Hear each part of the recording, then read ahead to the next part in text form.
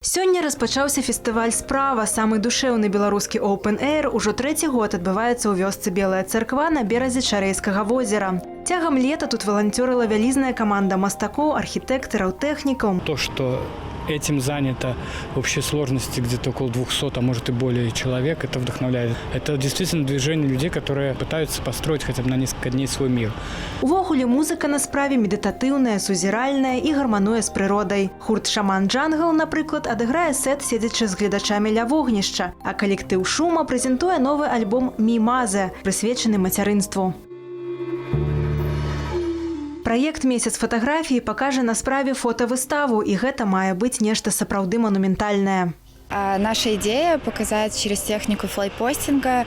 Это когда фото печатается в высоту всего здания, безусловную связь человека с местом, где начался его жизненный путь и закончился. Наша мультимедиа, какое мы запустим в ночное время суток под куполом Белой Церкви.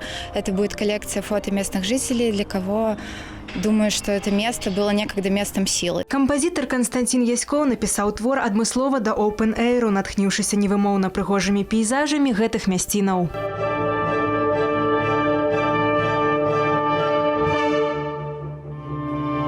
Сёлета на паўвыспе чакаюць 2000 гасцей. І наперадзе яшчэ 2 найбольш яркія дні фестывалю. Таму самы час далучыцца да цудоўнай справы. Александра Дорская, Белсат.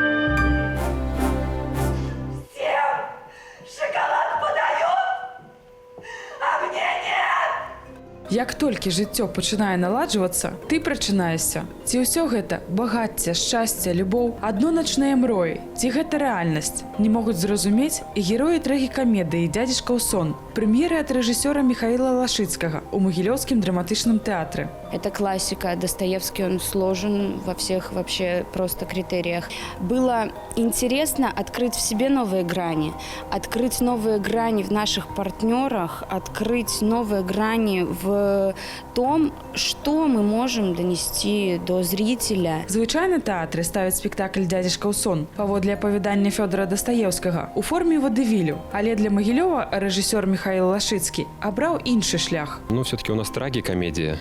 И поэтому, как вы заметили, в конце вообще появились какие-то много декораций, такое нагромождение, музыка. И вот как бы хотелось, чтобы сначала все начиналось с какого-то легкого чего-то, такого ветерка, а в конце все больше такое строилось, какой-то абсурд, что ли, назовем это так. І сапраўды, першая дзея спектаклю вельмі павольная, распавядае пра нечаканы прыезд багатага князя ў павятовы горад М. А другая частка хуткая, шматслойная, паказвае гледачу шэраг інтрыгаў і скандалаў, якія выклікаў прыезд гостя. Мы в нашем спектакле гонимся за другой жизнью.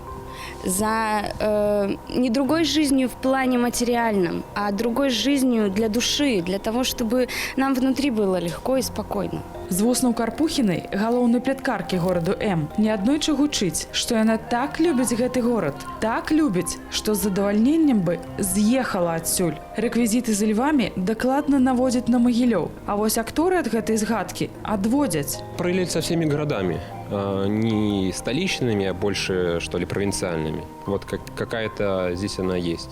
Хотя, я думаю, даже если брать столицу Минска, там тоже можно что-то провести.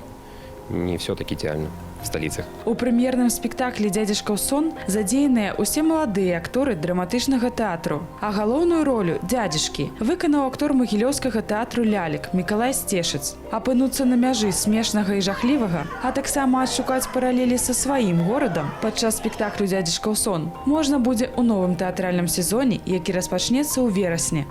Вольга Васильева, Магілёў.